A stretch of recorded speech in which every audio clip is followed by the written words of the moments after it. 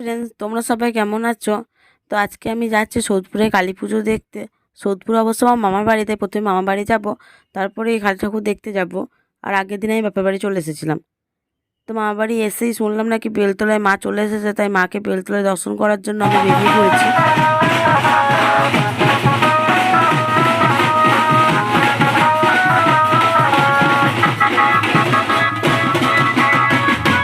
সামনের এই প্যান্ডেলটা দেখছেন, এখানে যাত্রা হবে। আর পেছনে যে মন্দিরটা দেখতে পাচ্ছেন, ওটা মায়ের আসল মন্দির।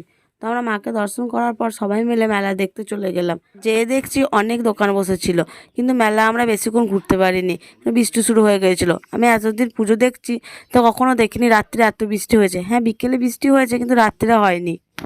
মা এইদিকে বটি দেখছিল, আর ও কেমন দাঁড়িয়ে আছে দেখো। তারপরও বাবা ওকে এই গাড়িটায় চাপিয়েছিল, কিন্তু ও ঘুরতে পারছিল না বলে ওই দাদা আমাদের কাছ থেকে টাকা নেয়নি।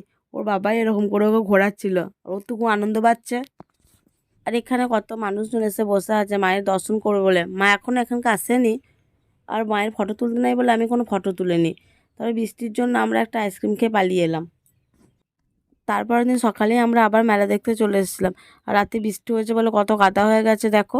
কাল রাত্রে তো কিছু কেনাকাটা করতে পারিনি, তাই আজকে কিছু কেনাকাটা করব বলে এলাম। আর মা ওকে বুড়ির চিল কিনে দিচ্ছে, আর একটা ঢোল কিনে দিয়েছিল। আমরা রেডি হয়ে এবার আবার মামার বাড়ি চলে যাব দুপুরে খাওয়া দাওয়া করার জন্য। যে দেখছি খাওয়া দাওয়া শুরু হয়ে গেছে।